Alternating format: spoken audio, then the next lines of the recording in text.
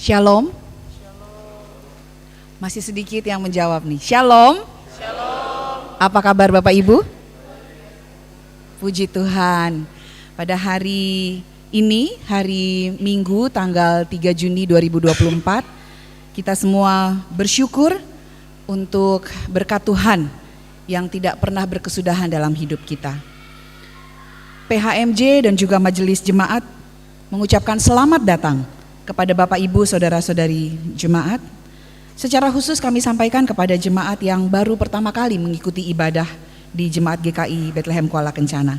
Dan jika Bapak Ibu, Saudara-saudari berencana untuk menetap di Kuala Kencana dan ingin mendapatkan pelayanan khusus atau pendaftaran anggota jemaat, dapat menghubungi majelis setempat. Dan juga kepada warga jemaat yang akan menjalani cuti di bulan berjalan ini, kami sampaikan selamat menjalani cuti bertemu dengan keluarga.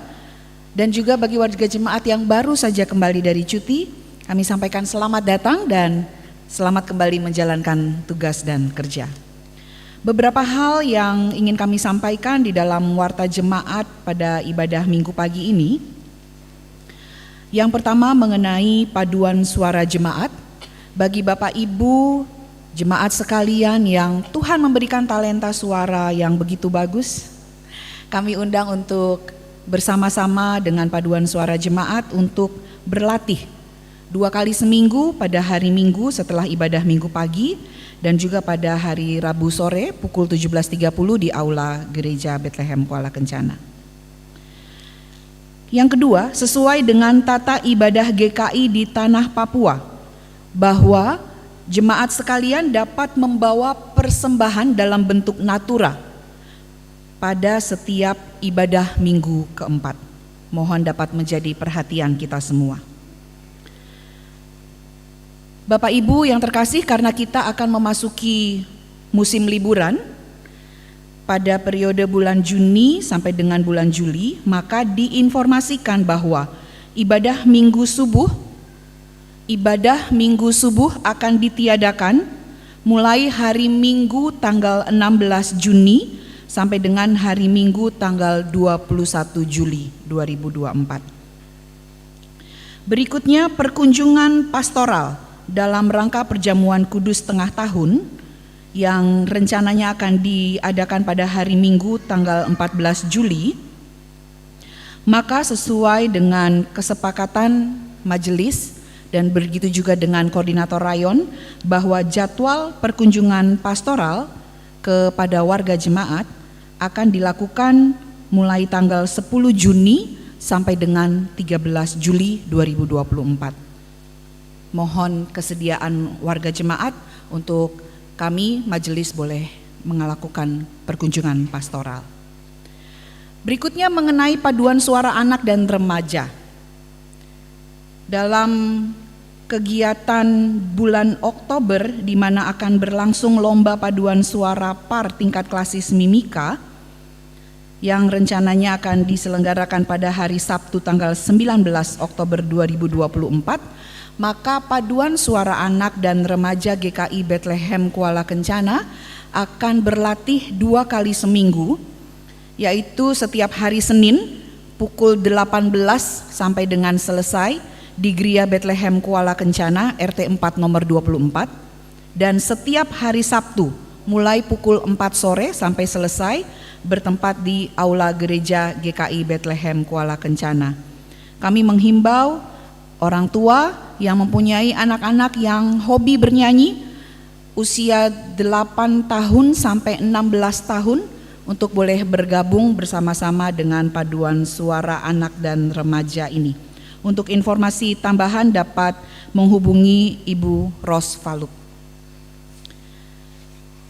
Bagi Bapak Ibu lansia, Posyandu lansia akan kembali diadakan pada hari Senin minggu depan tanggal 10 Juni 2024 pukul 8 sampai selesai bertempat di Gereja Bethlehem Kuala Kencana RT 4 nomor 24. Informasi kehadiran jemaat pada ibadah minggu yang lalu tanggal 26 Mei 2024 adalah ibadah subuh 26 orang, ibadah pagi 204 orang, ibadah sore 34 orang. Bapak Ibu yang terkasih, sebagai informasi dari urusan Ekubang, Jemaat GKI Bethlehem Kuala Kencana akan mengadakan program peremajaan transportasi kendaraan roda 4 untuk pelayan kita. Maka kami sampaikan kepada Bapak Ibu Jemaat sekalian, di depan pintu masuk telah tersedia amplop komitmen iman berwarna ungu, dan dari urusan Ekubang sangat mengharapkan partisipasi Bapak Ibu Jemaat sekalian untuk mendukung program ini. Berikutnya pada ibadah Minggu pagi ini Bapak Ibu dari urusan pendidikan akan menyerahkan bantuan dana pendidikan untuk 38 anak mulai dari kategori SD sampai dengan perguruan tinggi di semester yang kedua ini. Demi kelancaran, kenyamanan, dan ketertiban ibadah, kami menghimbau Bapak Ibu Jemaat sekalian untuk dapat mempersiapkan diri dengan baik untuk kita sama-sama beribadah, menyiapkan Alkitab dan mengenakan pakaian yang sopan, memastikan handphone dalam keadaan mode diam selama ibadah berlangsung, dan jika ada pokok doa khusus, amplop persembahan, amplop persepuluhan yang akan didoakan dari mimbar, mohon dapat diserahkan lebih awal ke majelis yang bertugas di kaunter depan saat memasuki ruang gereja agar dapat dicatat dan diteruskan kepada pelayan firman untuk didoakan dari mimbar.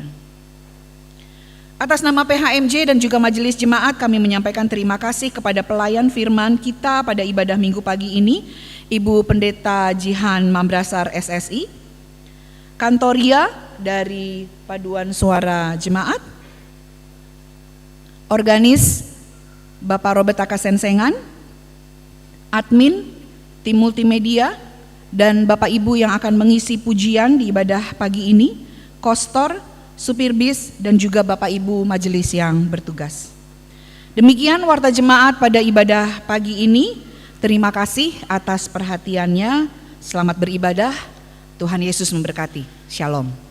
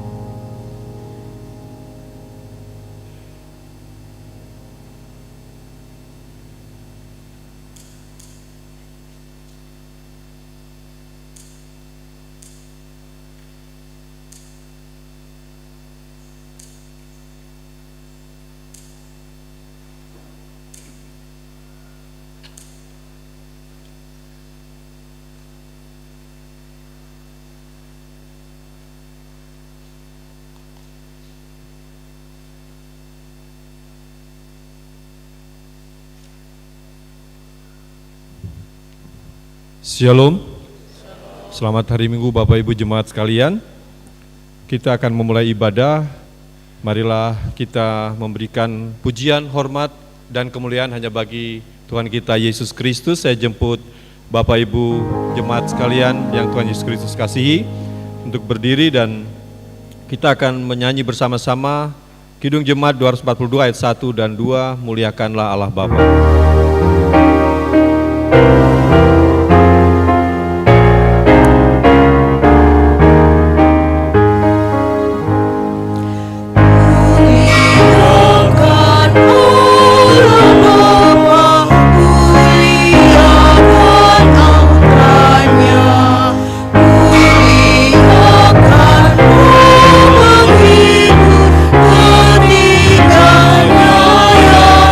Esa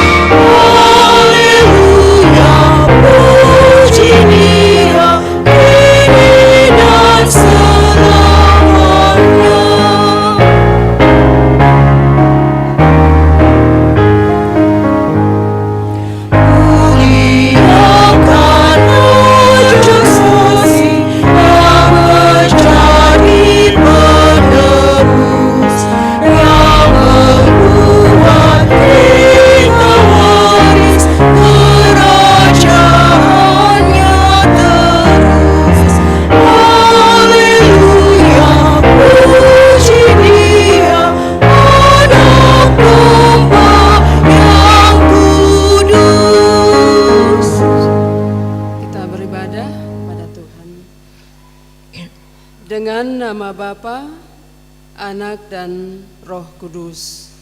Amin. Kasih karunia dan damai sejahtera atas jemaat dari Allah Bapa, Tuhan Yesus Kristus, dan dari Roh Kudus. Mari kita bernyanyi sekali lagi Kidung Jemaat nomor 242 ayat 3 dan 4.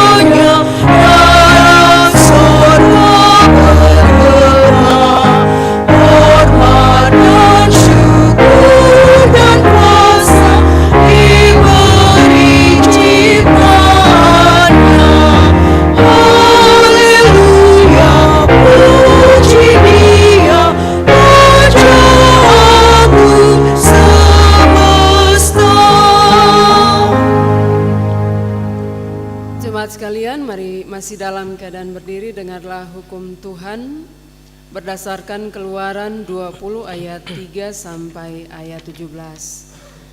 Jangan ada padamu Allah lain di hadapanku. Jangan membuat bagimu patung yang menyerupai apapun yang ada di langit di atas, atau yang ada di bumi di bawah, atau yang ada di dalam air di bawah bumi. Jangan sujud menyembah kepadanya atau beribadah kepadanya, sebab aku Tuhan Allahmu adalah Allah yang cemburu, yang membalaskan kesalahan bapa kepada anak-anaknya, kepada keturunan yang ketiga dan keempat dari orang-orang yang membenci aku, tetapi yang menunjukkan kasih setia kepada beribu-ribu orang, yaitu mereka yang mengasihi aku dan yang berpegang pada perintah-perintahku. Jangan menyebut nama Tuhan Allahmu dengan sembarangan, sebab Tuhan akan memandang bersalah orang yang menyebut namanya dengan sembarangan.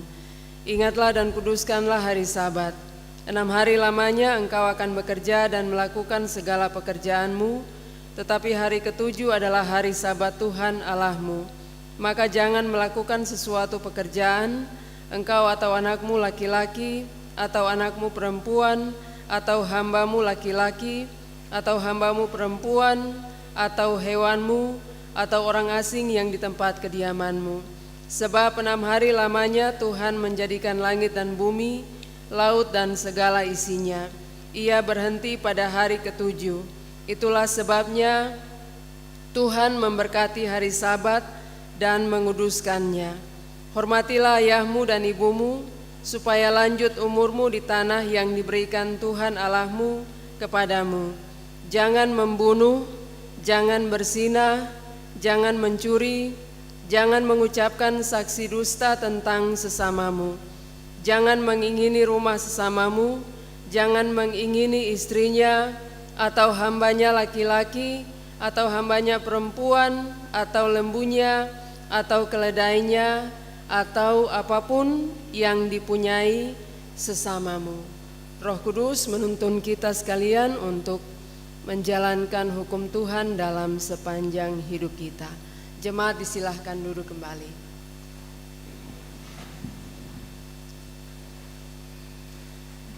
Kita datang dalam pengakuan dosa di hadapan Tuhan. Jemaat sekalian, mari kita merendahkan diri di hadapan Tuhan Allah dan mengaku dosa dengan sungguh-sungguh. Jika kita berkata bahwa kita tidak berdosa, maka kita menipu diri sendiri dan kebenaran tidak ada di dalam kita. Jika kita mengaku dosa kita, maka Ia adalah setia dan adil, sehingga Ia akan mengampuni segala dosa kita dan menyucikan kita dari segala kejahatan. Mari kita berdoa. Di saat ini ya Tuhan, di dalam persekutuan Jemaat Bethlehem Kuala Kencana, kami datang kepadamu ya Tuhan di hadapan kekudusan-Mu. Kami mengaku bahwa kami adalah manusia yang berdosa. Kami adalah manusia yang seringkali melakukan pelanggaran di hadapan Tuhan, baik lewat pikiran kami, lewat perkataan kami, dan juga perbuatan kami. Oleh karena itu ya Tuhan, di saat ini kami menyadari keterbatasan kami sebagai manusia. Oleh karena itu ya Tuhan, kami datang kepadamu sebagai Allah yang suci. Kami merendahkan diri kami di hadapan Engkau ya Tuhan.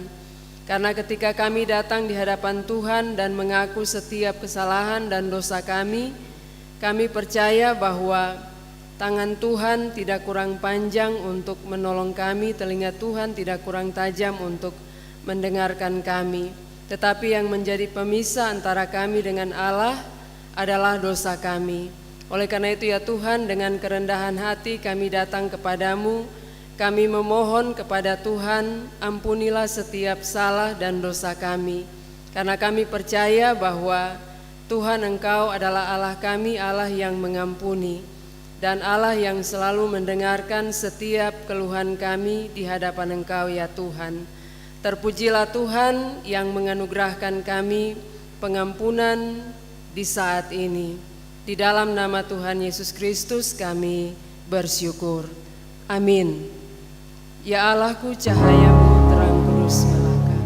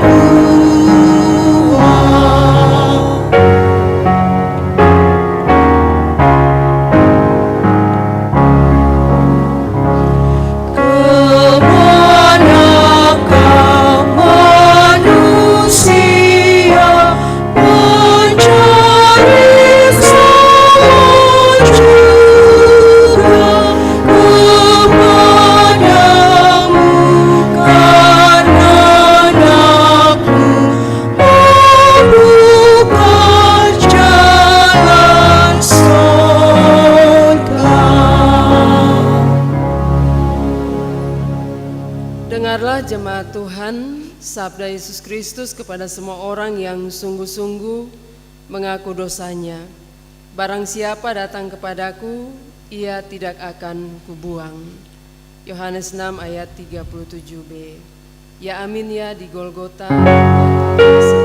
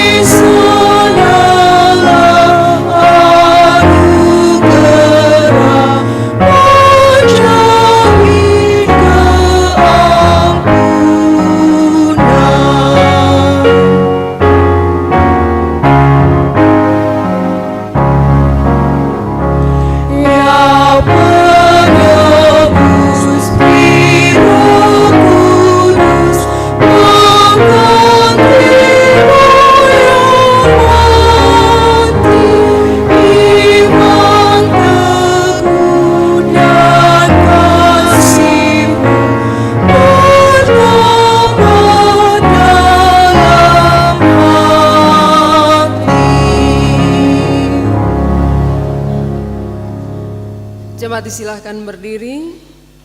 Kita akan bersama-sama mengaku iman percaya kita.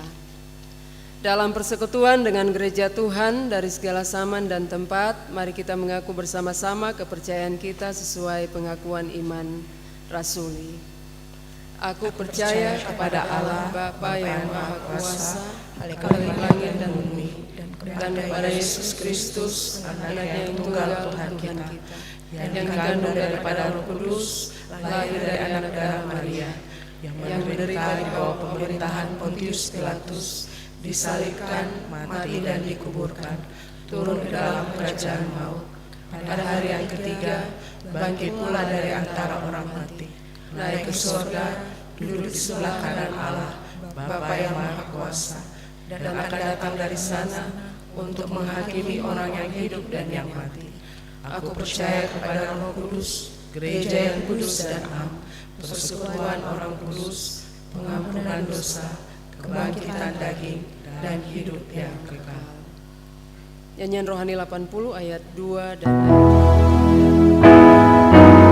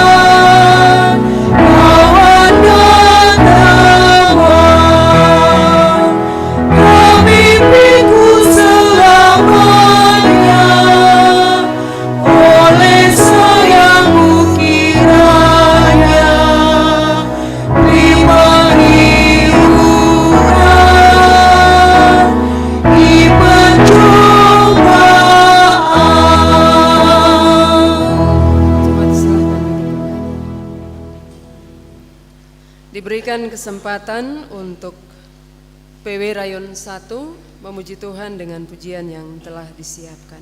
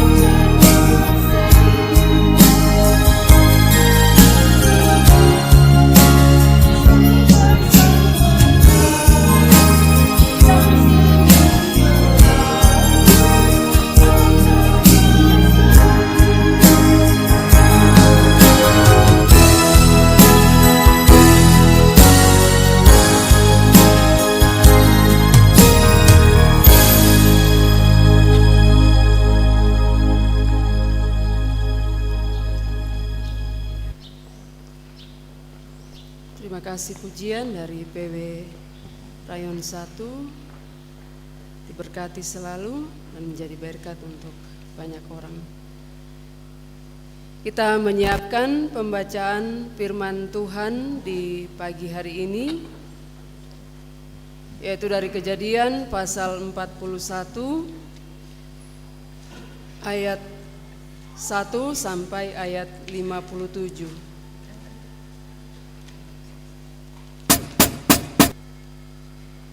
Kejadian pasal 41 ayat 1 sampai ayat 57.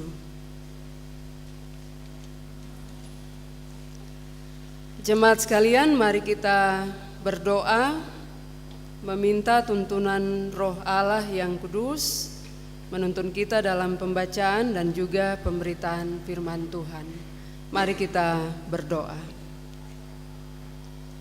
Di saat ini ya Tuhan, di dalam persekutuan ibadah minggu pagi Jemaat Bethlehem Kuala Kencana, kami akan membaca dan merenungkan firman Tuhan. Bagian firman Tuhan yang kami siapkan dari Kejadian pasal 41 ayat 1 sampai 57. Kami menyerahkan seluruh pembacaan firman Tuhan dan juga pemberitaan firman Tuhan ini di dalam kuasa dan tuntunan Roh Allah yang kudus. Karena kami percaya ketika Tuhan Engkau menuntun kami dengan Roh Kudus-Mu, Tuhan akan memberikan kepada kami pengertian dan pemahaman tentang firman-Mu. Kami percaya bahwa Tuhan Engkau yang akan membuka arti makna dari firman-Mu ini bagi kami sekalian. Oleh karena itu ya Tuhan, kami mempercayakan hati kami, pikiran kami kepada Tuhan, supaya Tuhan Engkau sendiri yang akan menyempurnakannya bagi kami sekalian di saat ini. Terima kasih ya Bapa di surga, ini doa kami dan kami siap untuk membaca dan merenungkan firman-Mu. Amin. Kejadian pasal 41 ayat 1 sampai ayat 57. Ada dua perikop pembacaan, yaitu mimpi Firaun dan Yusuf di Mesir sebagai penguasa. Setelah lewat 2 tahun lamanya, bermimpilah Firaun bahwa ia berdiri di tepi sungai Nil.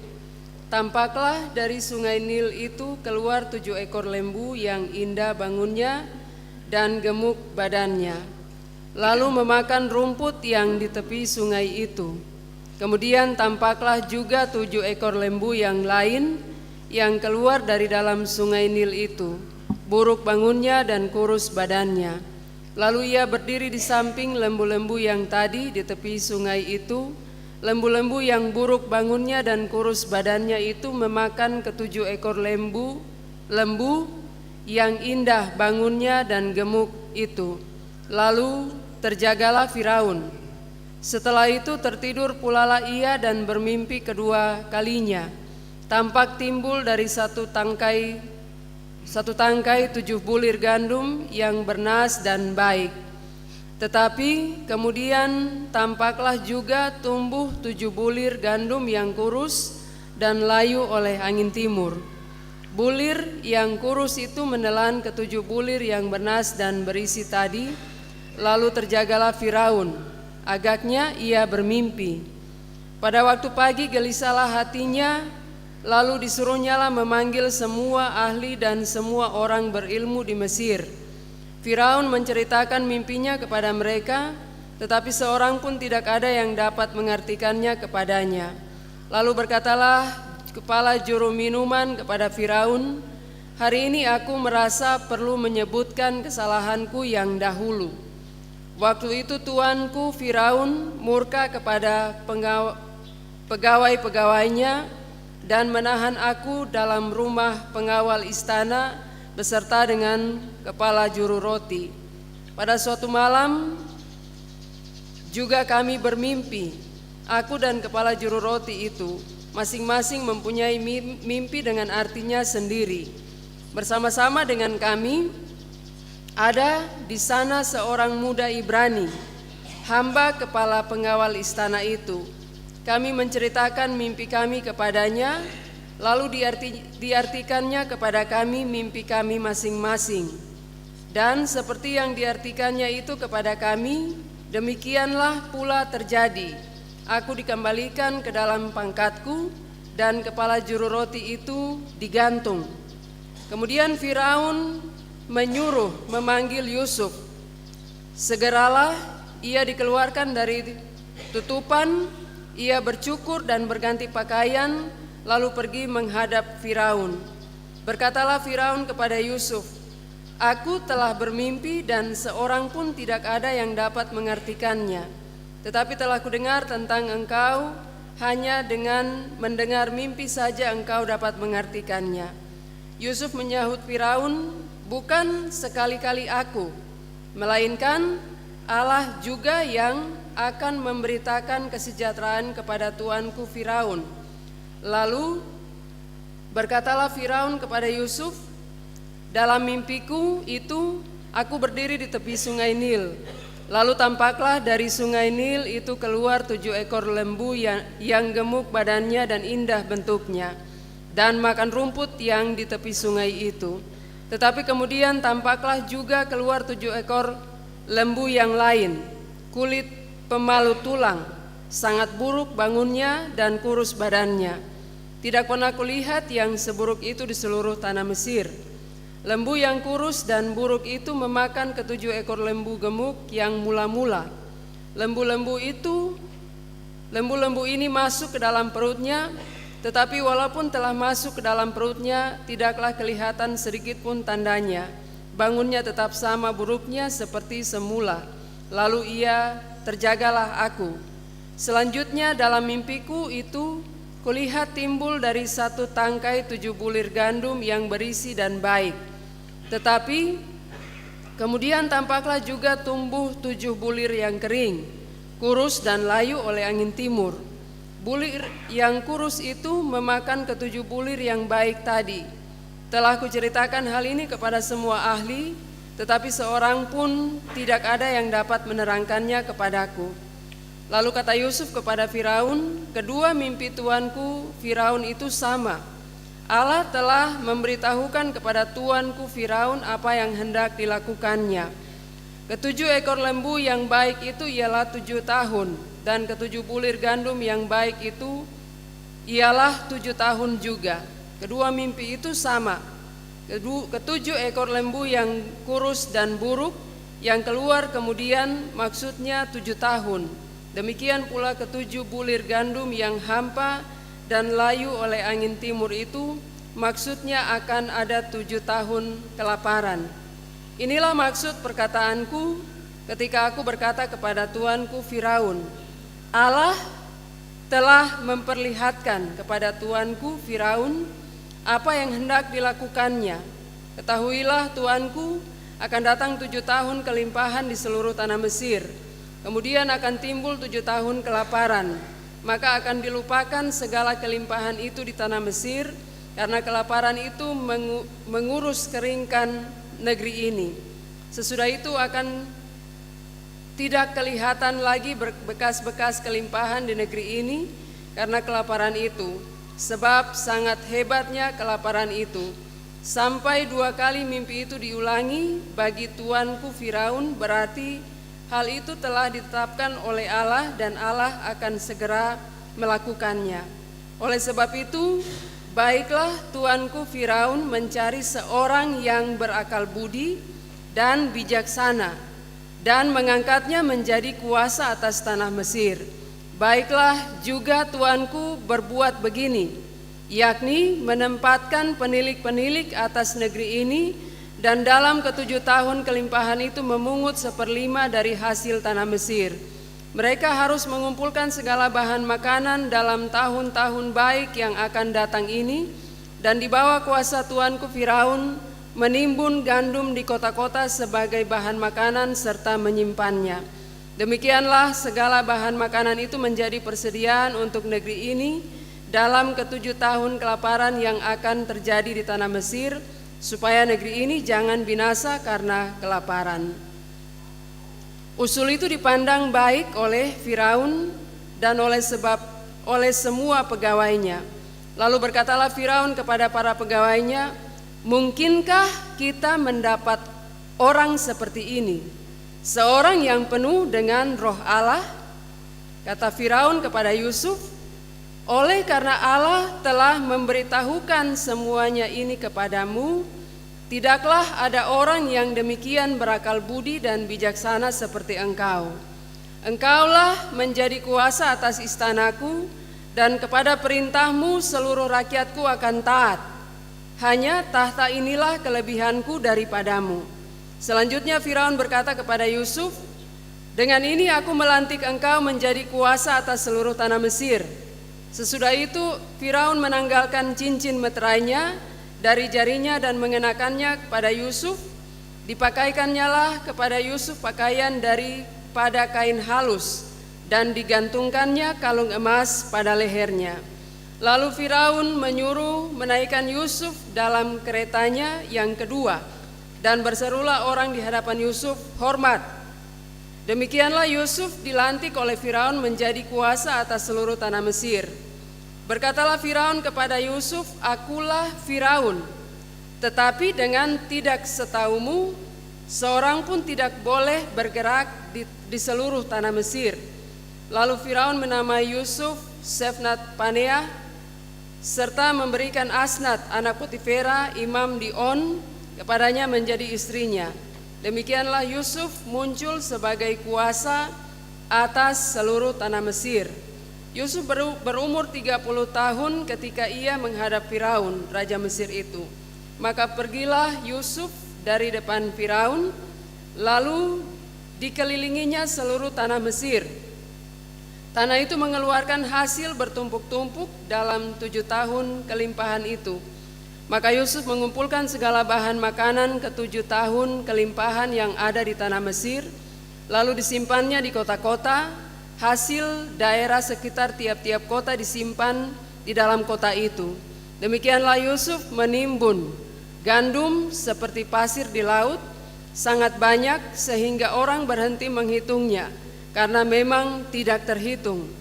Sebelum datang tahun kelaparan itu, lahirlah bagi Yusuf 2 orang anak laki-laki yang dilahirkan oleh Asnat, anak Potifera imam di On. Yusuf memberi nama Manasye kepada anak sulungnya itu, sebab katanya, "Allah telah membuat aku lupa sama sekali kepada kesukaraanku dan kepada rumah bapakku." Dan kepada anaknya yang kedua diberinya nama Efraim, sebab katanya, "Allah membuat aku mendapat anak dalam negeri kesengsaraanku."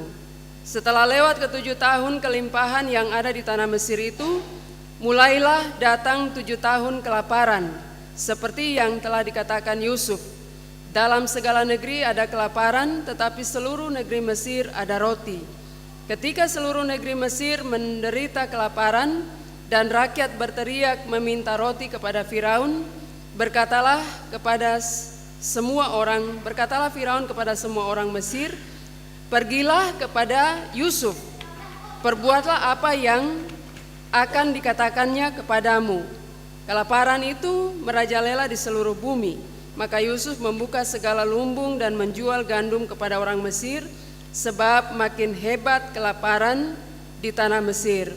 Juga dari seluruh bumi datanglah orang ke Mesir untuk membeli gandum dari Yusuf, sebab hebat kelaparan itu di seluruh bumi. Demikian pembacaan firman Tuhan bagi kita sekalian. Berbahagialah semua orang yang mendengar firman Allah. Haleluya.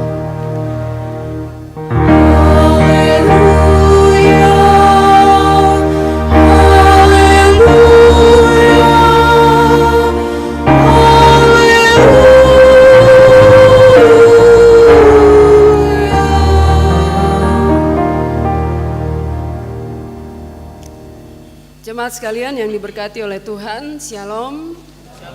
Selamat pagi. Apa kabar untuk pagi hari ini 2 Juni bulan yang baru, pertengahan tahun 2024, sedikit lagi kita masuk Natal. Ya, Bapak Ibu sekalian yang diberkati oleh Tuhan Yesus Kristus, di pagi hari ini Kejadian pasal 41 ada 57 ayat dibacakan untuk kita sekalian di pagi hari ini. Lalu tema yang menjadi pokok renungan bagi kita di pagi hari ini yaitu tentang misi pemulihan dan pemberdayaan bangsa-bangsa. Atau dengan kata lain, Yusuf dipulihkan, kemudian diberdayakan untuk menjadi berkat bagi bangsanya tetapi juga bangsa-bangsa yang lain. Yusuf dipulihkan lalu diberdayakan oleh Tuhan, dipulihkan dan diberdayakan oleh Tuhan untuk menjadi berkat.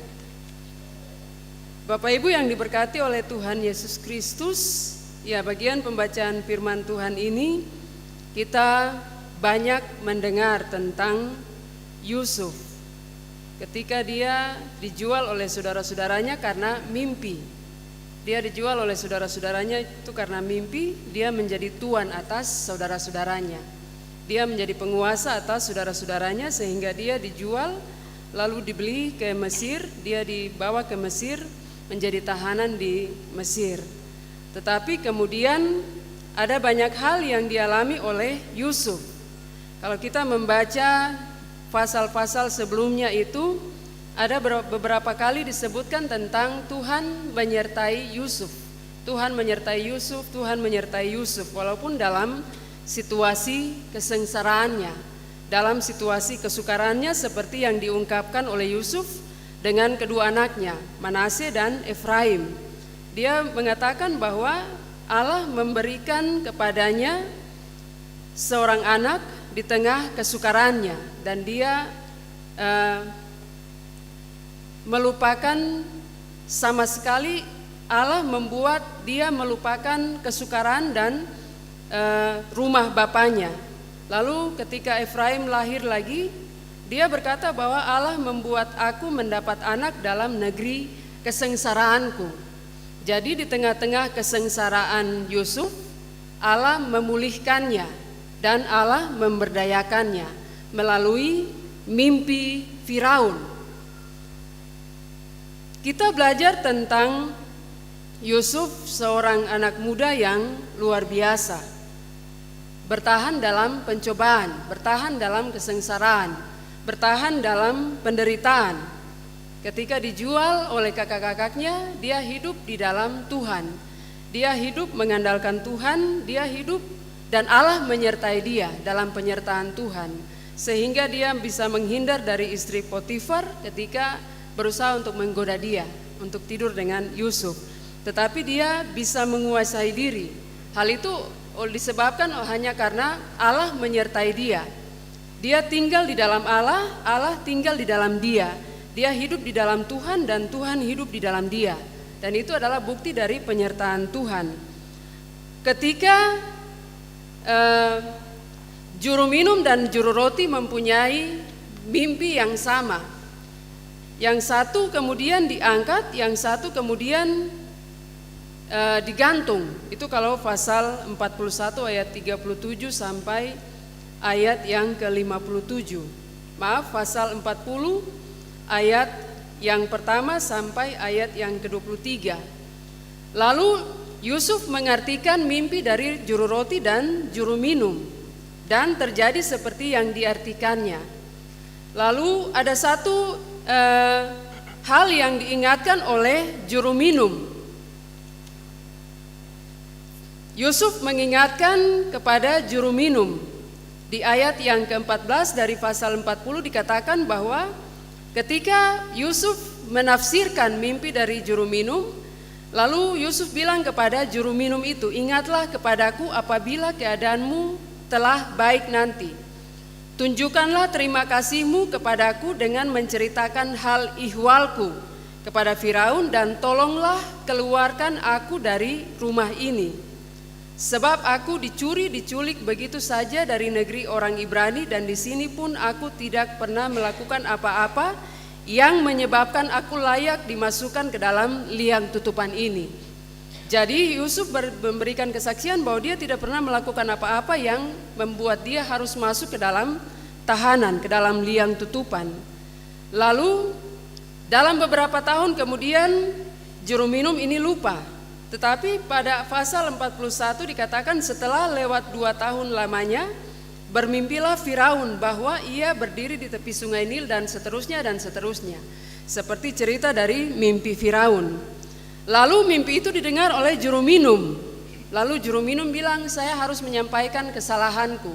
Maksudnya kesalahan yang pernah dia lakukan tetapi kemudian dia diangkat kembali pada jabatannya.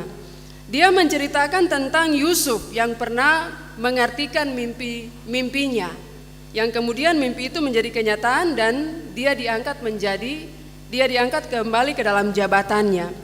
Lalu Firaun memanggil orang Ibrani tersebut, yaitu Yusuf. Firaun menceritakan segala sesuatu, lalu Yusuf mengartikan mimpi itu sesuai dengan apa yang nanti akan terjadi. Nah, Bapak Ibu yang diberkati oleh Tuhan Yesus Kristus, ada catatan penting untuk kita di saat ini. Ada 3 kali pengulangan yang disampaikan oleh Yusuf tentang kuasa Allah, tentang mengapa sampai dia bisa mengartikan mimpi itu, mengapa sampai dia bisa menafsirkan mimpi itu. Di ayat yang ke-16 dikatakan, Yusuf menyaut Firaun, bukan sekali-kali aku, bukan aku, melainkan Allah juga yang akan memberitakan kesejahteraan kepada tuanku. Itu yang pertama. Lalu yang kedua dikatakan di ayat 25, lalu kata Yusuf kepada Firaun, kedua mimpi tuan Firaun itu sama. Lalu dikatakan bahwa Allah telah memberitahukan kepada tuanku Firaun apa yang hendak dilakukannya. Lalu yang ketiga di ayat 28 dikatakan bahwa inilah maksud perkataanku ketika aku berkata kepada tuanku Firaun, Allah telah memperlihatkan kepada tuanku Firaun apa yang hendak dilakukannya. Jadi yang dikatakan oleh Yusuf di sini adalah bahwa dia tidak berkata bahwa saya bisa mengartikan mimpi, tetapi dia bilang bukan sekali-kali aku, tetapi Allah yang juga akan memberitakan kesejahteraan kepada tuanku Firaun. Artinya bahwa Yusuf ada di bawah kuasa Tuhan. Yusuf ada di bawah kendali Tuhan sehingga dia dapat mengartikan mimpi dari Firaun. Dan terbukti bahwa yang diartikan oleh Yusuf terjadi setelah itu, 7 tahun kelaparan, 7 tahun kelimpahan, dan 7 tahun kelaparan. Dari sini hal yang pertama yang mau disampaikan melalui firman Tuhan ini adalah bahwa ketika seseorang berada di tengah-tengah orang-orang yang tidak mengenal Tuhan, Yusuf memperkenalkan Allah yang hidup di tengah-tengah bangsa kafir. Yusuf memperkenalkan siapa itu Tuhan yang besar. Yusuf memperkenalkan siapa itu Tuhan yang hebat. Yusuf memperkenalkan siapa itu Tuhan yang berkarya lewat pengertian hikmat bijaksana yang dimilikinya kepada bangsa kafir, Firaun dan orang-orang yang ada pada saat itu. Oleh karena itu Firaun bilang kepada banyak orang yang ada di tempat itu, kepada pegawainya yang didengar oleh para pegawainya, dia berkata, mungkinkah kita mendapat orang seperti ini? Seorang yang penuh dengan roh Allah, oleh karena Allah telah memberitahukan semuanya ini kepadamu, tidaklah ada orang yang demikian berakal budi dan bijaksana seperti engkau. Artinya bahwa Allah menyertai Yusuf, Allah menaruh roh di dalam kehidupannya, Allah memberikan hikmat kepadanya, Allah memberikan kebijaksanaan kepadanya, sehingga menjadi berkat untuk bangsa Mesir. Sehingga menjadi berkat untuk Firaun, tetapi juga menjadi berkat untuk semua orang di tempat itu. Bapak Ibu yang diberkati oleh Tuhan Yesus Kristus, hal ini mengajarkan kepada kita bahwa dari 2 anaknya, Efraim dan Manase, Yusuf melihat bahwa kesukarannya, Yusuf melihat bahwa kesengsaraannya itu Tuhan bekerja di dalamnya untuk membawa berkat bagi banyak orang. Di tengah-tengah penderitaannya, di tengah-tengah kesukaran, di tengah-tengah kesengsaraan yang dialami oleh Yusuf, mulai dari Ibrani, dijual, kemudian dibeli oleh Potifar, duduk di dalam tahanan, sampai kepada menjadi penguasa di Mesir, adalah bagian yang dikerjakan Tuhan untuk Yusuf, tetapi juga untuk menunjukkan kuasanya kepada bangsa-bangsa lain, bagaimana kuasa Tuhan itu luar biasa. Bagaimana Allah bekerja di dalam kesengsaraan, di dalam penderitaan untuk mendatangkan berkat bagi orang lain.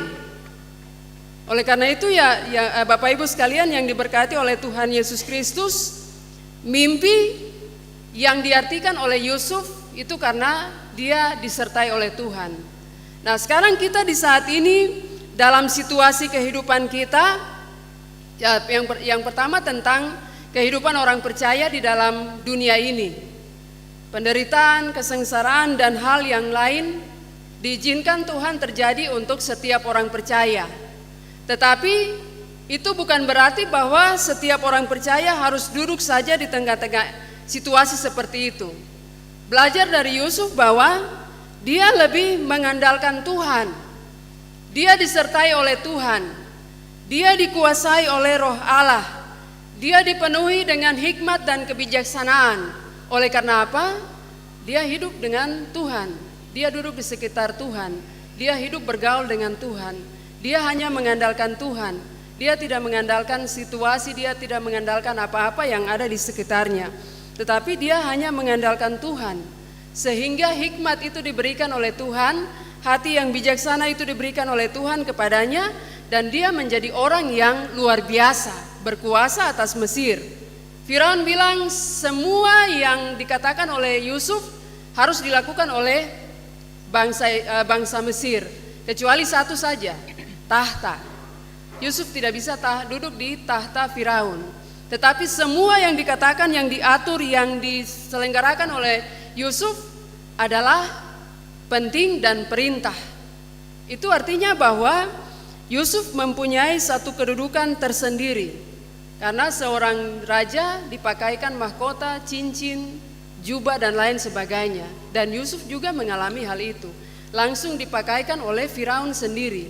Dan itu adalah satu kehormatan di mana orang asing, di tempat orang asing, orang yang mengenal Tuhan, di tempat orang asing dan menjadi berkat untuk banyak orang. Mari kita belajar dari firman Tuhan di pagi hari ini. Supaya kita sebagai orang percaya di tengah-tengah dunia ini, kita masih ada di tengah-tengah dunia ini. Kita bertemu dengan berbagai hal.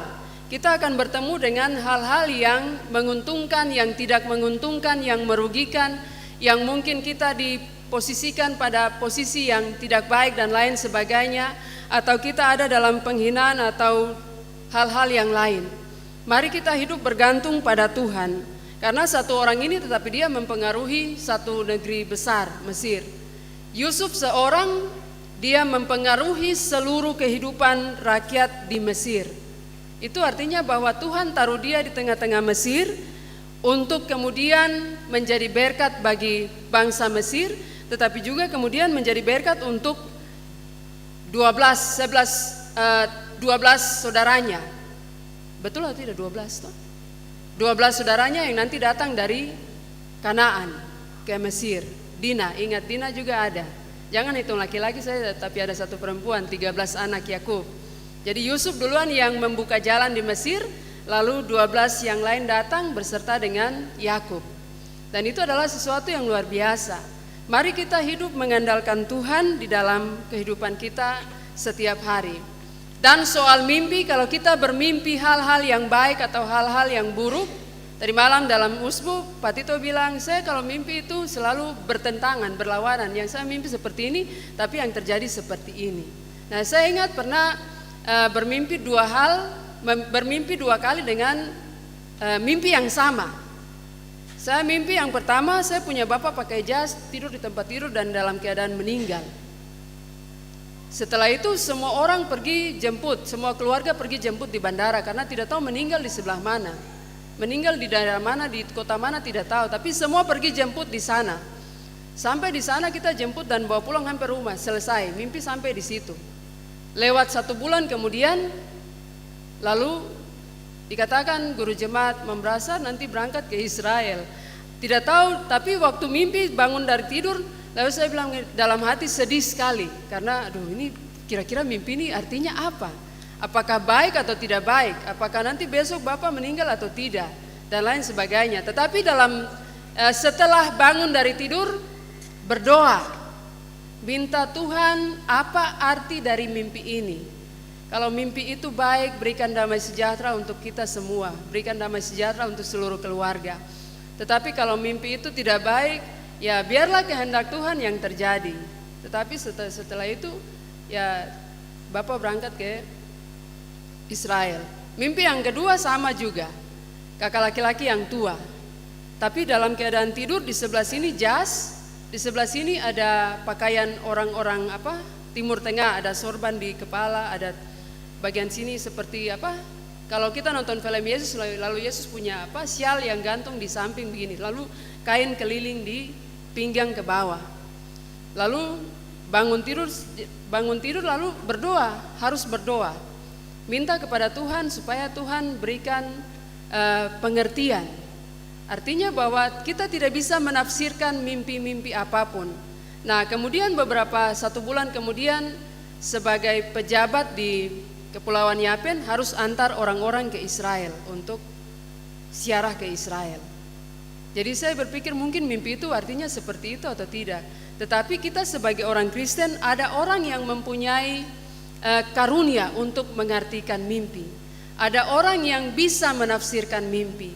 Ada orang yang bisa mengartikan mimpi dengan baik.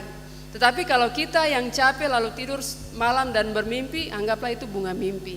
Tapi kalau kita tidur dengan keadaan yang nyaman dan tenang dan bermimpi, bangun pagi harus berdoa. Berdoa minta kepada Tuhan, kalau ini Tuhan berkehendak yang baik, biar terjadi. Tetapi kalau yang tidak baik, Tuhan mohon untuk diputuskan di dalam nama Tuhan Yesus Kristus. Tapi biar kehendak Tuhan yang jadi. Biarlah kehendak Tuhan yang jadi. Karena kita semua di tempat ini mungkin ada yang bisa mengartikan mimpi, bisa menafsirkan mimpi. Tetapi ada yang tidak bisa sama sekali. Oleh karena itu, kita untuk mimpi ini hanya angin lalu saja. Tetapi kita harus belajar dari bagian itu. Yang penting adalah belajar dari Yusuf. Belajar dari Yusuf untuk mengandalkan Tuhan. Ya, anak-anak muda dia luar biasa, bisa hidup taat dengan Tuhan, bisa hidup setia dengan Tuhan, dan dia tidak menonjolkan dirinya ketika dia dipanggil oleh Firaun. Dia tidak menonjolkan dirinya ketika dia dipanggil oleh Firaun untuk menafsirkan mimpi. Tetapi 3 hal tadi dia bilang, bukan sekali-kali aku, tetapi Allah. Bukan aku yang menafsirkan, tetapi Allah yang memberitahukan kepada tuanku Firaun apa yang hendak dilakukannya. Jadi kita belajar dari firman Tuhan di saat ini bahwa setiap orang Kristen mari hidup di dalam Tuhan. Mari hidup mengandalkan Tuhan, mari hidup dekat dengan Tuhan, erat dengan Tuhan, karena Tuhan itu selalu hadir dalam kehidupan orang percaya.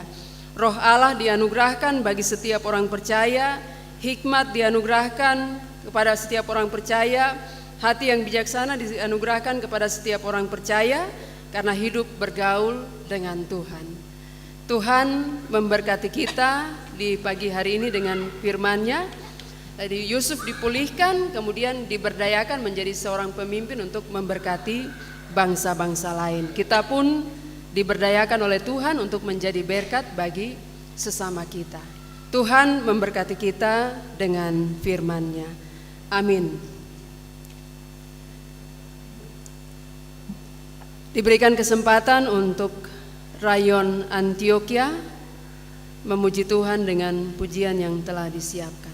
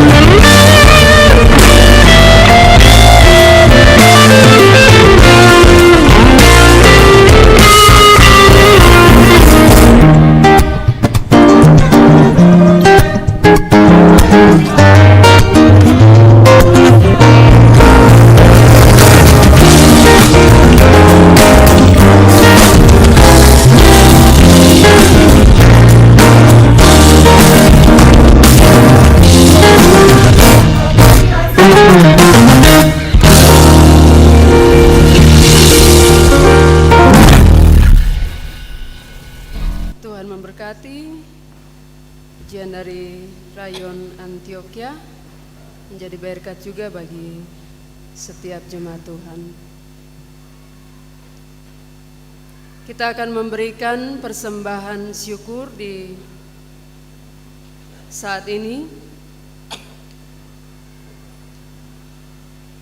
Dengarlah tuntunan firman Tuhan. Hendaklah masing-masing memberikan menurut kerelaan hatinya, jangan dengan sedih hati atau karena paksaan, sebab Allah mengasihi orang yang memberi dengan sukacita. Karunia baik semua.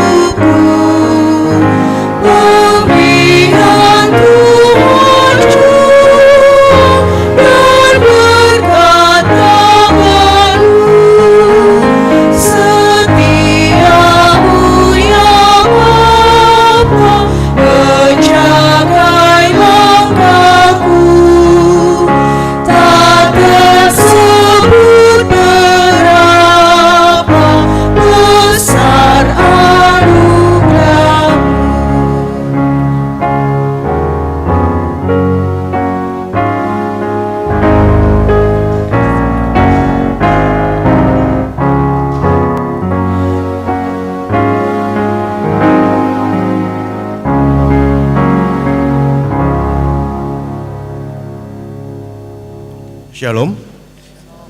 Bersamaan dengan 8 tangguh dan 8 kotak, jemaat juga membawa 5 amplop persepuluhan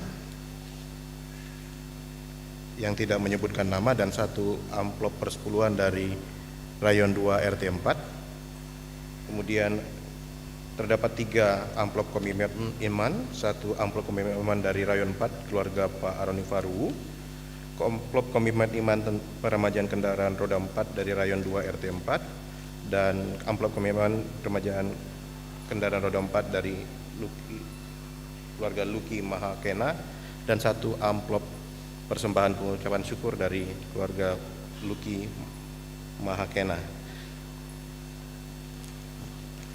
Seluruh persembahan akan disatukan di dalam doa syafaat.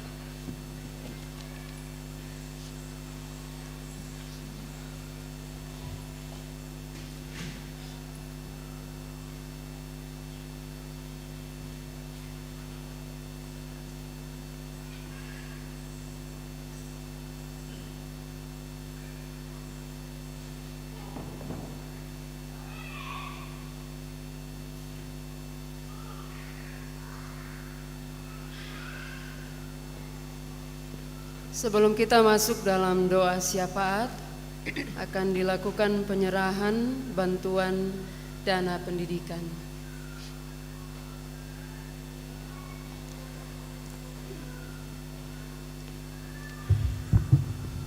Shalom. Selamat pagi Bapak Ibu Saudara yang dikasihi Tuhan Yesus Kristus. Puji dan syukur kita panjatkan kepada Tuhan Yesus yang telah menolong kita semua sehingga di semester kedua program bantuan biaya pendidikan mendapat respon dan dukungan yang baik dari Jemaat GKI Bethlehem Kuala Kencana. Dari total 38 anak yang terdiri dari 16 anak SD, 7 anak SMP, 6 anak SMU, dan 9 anak di jenjang perguruan tinggi, semuanya puji Tuhan bisa mendapatkan bantuan pendidikan. Termasuk diantaranya adalah 6 orang anak dari mantan ketua jemaat GKI Bethlehem Kuala Kencana. Bapak Ibu yang terkasih, Amsal 11 ayat 24 sampai 25 berkata, ada yang menyebar harta tetapi bertambah kaya, ada yang menghemat secara luar biasa namun selalu berkekurangan. Siapa banyak memberi berkat diberi kelimpahan, siapa memberi minum ia sendiri akan diberi minum. Walaupun prinsip dunia yang kita kenal adalah hemat pangkal kaya, tetapi ternyata prinsip Alkitab berbeda.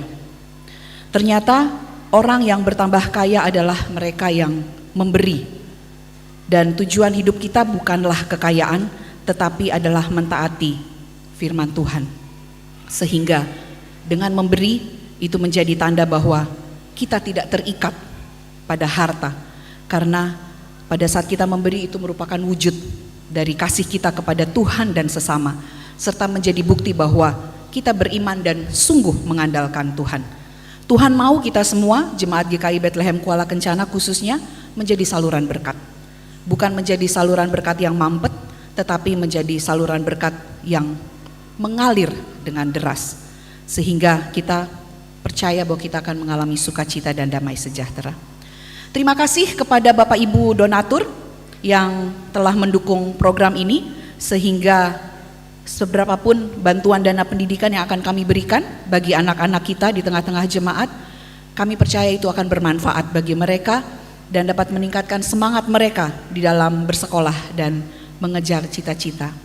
Satu hal Bapak Ibu donatur, jika Bapak Ibu ingin mengetahui siapa anak yang Bapak Ibu dukung, itu boleh menghubungi Bapak Tohart Panjaitan selaku koordinator bantuan dana pendidikan. Mungkin Bapak Ibu ingin mendoakan mereka ataupun ingin mengetahui bagaimana perkembangan pendidikan mereka, silahkan untuk menghubungi kami. Kami dengan senang hati akan memberikan informasi tersebut. Bapak Ibu yang terkasih, kami mohon kesediaan dari perwakilan yang akan menerima bantuan pendidikan, karena secara simbolis akan kami berikan di ibadah pada pagi hari ini, dan kami mohon untuk maju ke depan dan nanti akan diberikan langsung oleh Bapak Tohart Panjaitan. Untuk jenjang SD, kami mohon kesediaan Bapak Kevin Jilarpoint untuk mewakili anak-anak dari kategori SD. Untuk jenjang SMP, Mohon kesediaan Bapak Barce Rumbino ataupun Ibu yang hadir di ibadah pagi ini. Untuk jenjang SMU akan diwakili oleh Ibu Ruma Ropen, kami persilahkan ke depan. Dan untuk jenjang perguruan tinggi akan diwakili oleh Ibu Syamas Adolmince Yawan.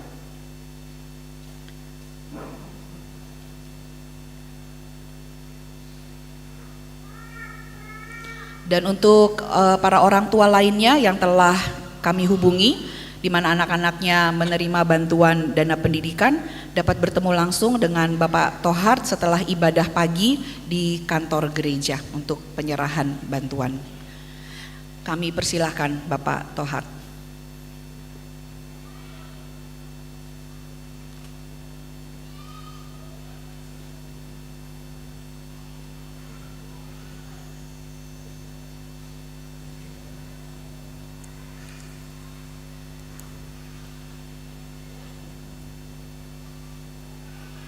Terima kasih Bapak Ibu. Titip salam kami buat anak-anak kekasih yang menerima bantuan dana pendidikan, agar mereka terus mengucap syukur dalam segala hal dan terus mengandalkan Tuhan. Percaya bahwa perjuangan mereka dalam mengejar cita-cita tidak akan sia-sia. Sekali lagi kami berterima kasih kepada Bapak Ibu donatur, dan kami juga mengetuk pintu hati Bapak Ibu donatur yang lainnya agar program ini terus dapat kami jalankan di semester berikutnya, dan juga agar bisa semakin banyak lagi nominal yang bisa kita berikan untuk mendukung anak-anak kita yang memang membutuhkan. Program yang baik ini kiranya dapat terus diperluas, dan terima kasih karena Bapak Ibu mau menjadi saluran berkat yang mengalir dengan deras untuk hormat dan kemuliaan nama Tuhan. Tuhan Yesus memberkati kita semua.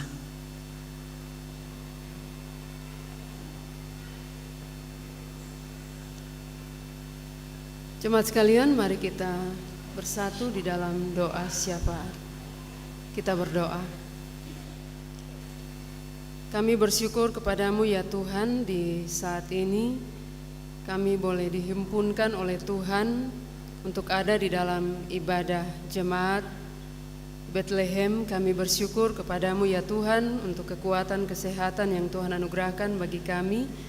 Ketika kami bangun di pagi hari, Tuhan menganugerahkan kami kekuatan, kesehatan. Kami dapat menikmati berkat Tuhan di sepanjang pagi sampai saat ini.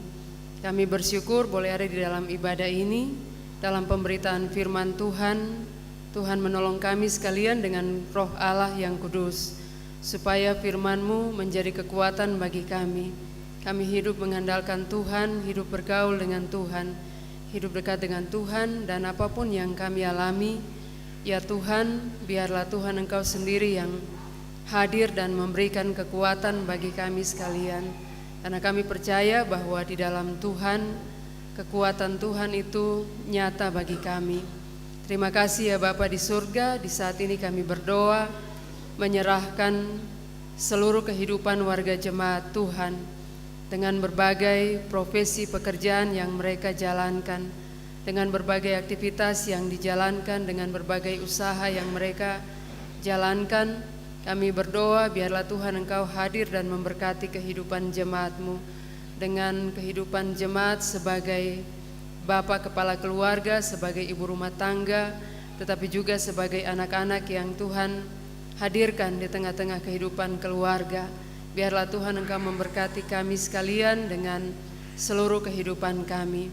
Kami mendoakan anak-anak kami yang pada pagi hari ini menerima bantuan dana pendidikan yang diberikan oleh gereja ini. Tuhan Engkau memberkati supaya semua yang menerima dana pendidikan ini menjadi berkat bagi mereka, untuk pendidikan mereka, tetapi juga untuk kelangsungan hidup mereka. Kami percaya bahwa Tuhan Engkau yang memberkati mereka dengan setiap dana yang diberikan. Kami berdoa untuk setiap donatur, untuk jemaat Tuhan yang telah memberi, menyumbangkan bagian yang mereka punya dan dapat memberikan untuk menopang setiap anak-anak Tuhan di dalam jemaat ini, untuk pendidikan mereka. Biarlah Tuhan Engkau sendiri yang mengembalikan segala berkat bagi setiap orang yang telah memberi. Biarlah Tuhan Engkau terus memberkati kehidupan mereka, pekerjaan, tetapi juga apapun yang mereka jalani. Kami berdoa untuk seluruh jemaat Tuhan. Kami mendoakan setiap orang-orang terkasih kami yang mungkin di saat ini terbaring oleh karena sakit. Kami mendoakan Bapak Jimmy Rumainum, Ibu Diana Mansnandipu, orang tua dari Pak Sastro, tetapi juga yang tidak kami ketahui tetapi yang mengalami kesakitan di saat ini, yang mengalami pemulihan. Kami mendoakan mereka, Tuhan Engkau memberkati, Tuhan Engkau ada bersama-sama dengan mereka dalam setiap proses pengobatan, dalam setiap proses pemulihan. Tuhan Engkau hadir dan memberkati setiap makan minum obat-obatan yang dikonsumsi. Bapa yang baik dan setia, kami juga berdoa menyerahkan setiap orang-orang tua kami yang lanjut usia.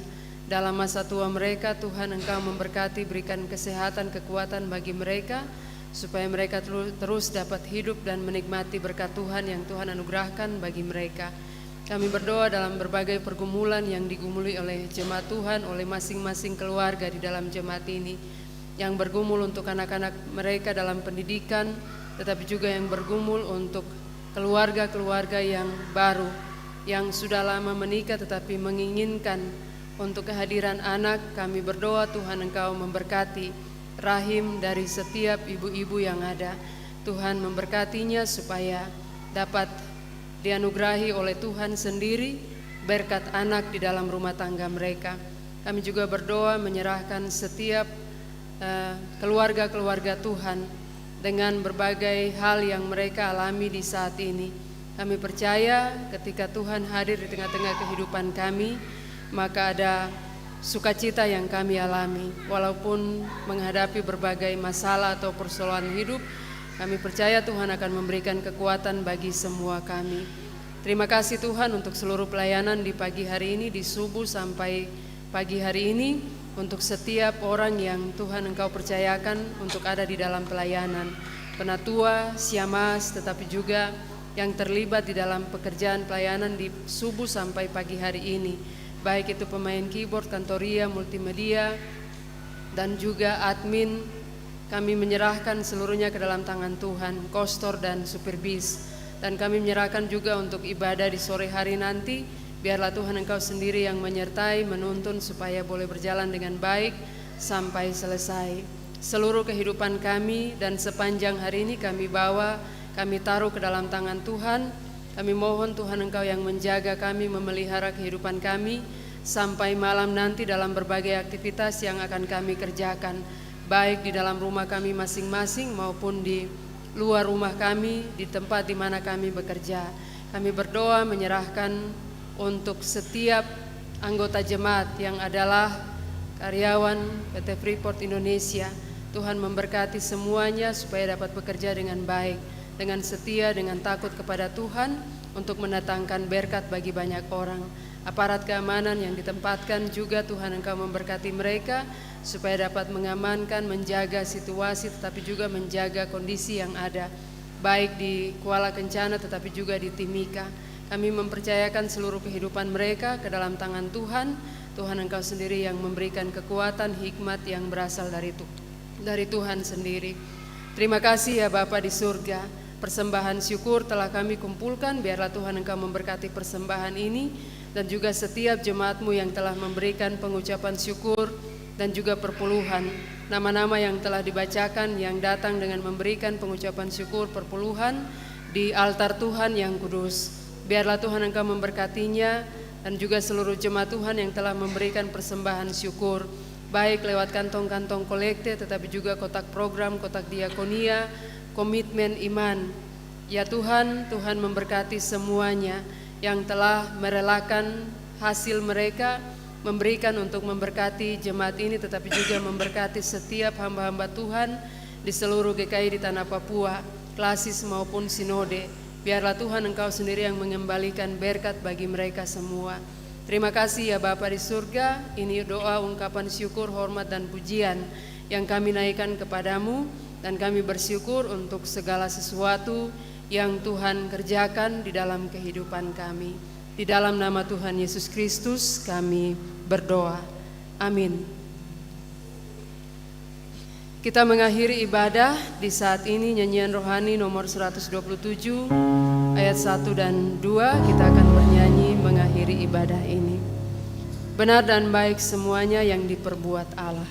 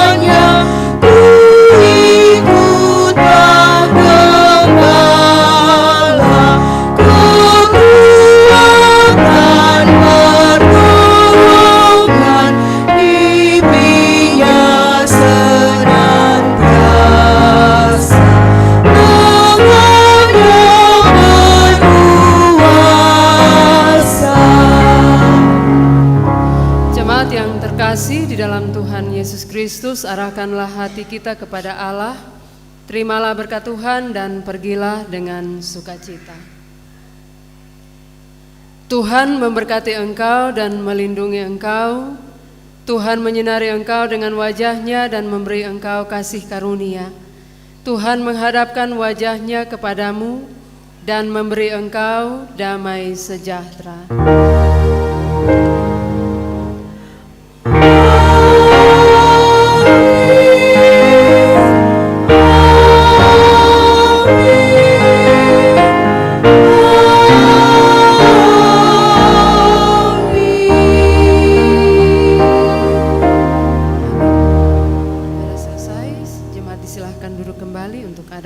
Saat teduh.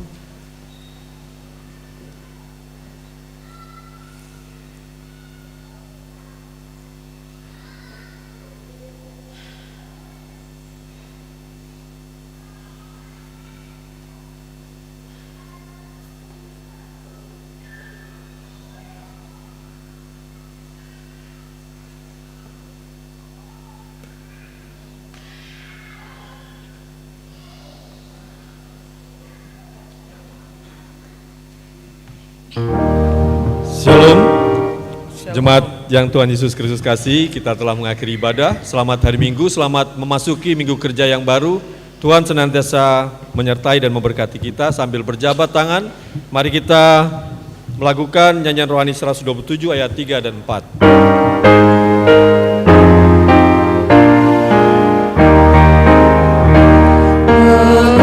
Sedekahlah,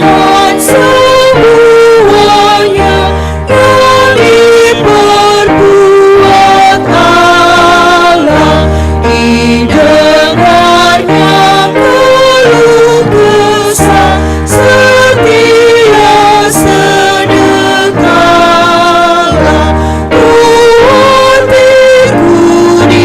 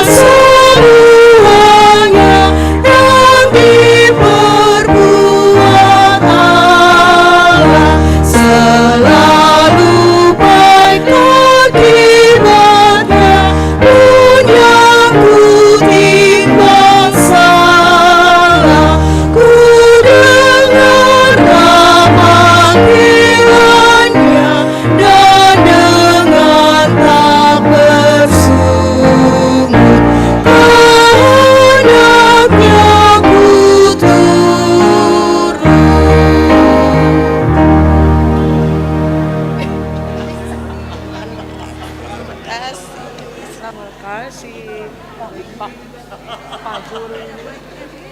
terima kasih pelayanannya. Kemarin udah datang yo. Sudah sesuai. Terima kasih pelayanannya. Terima kasih.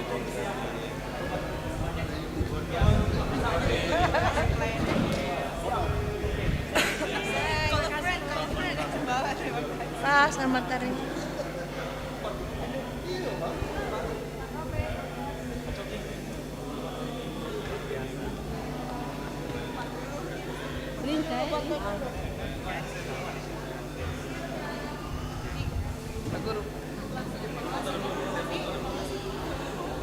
Foto dulu jangan. Foto.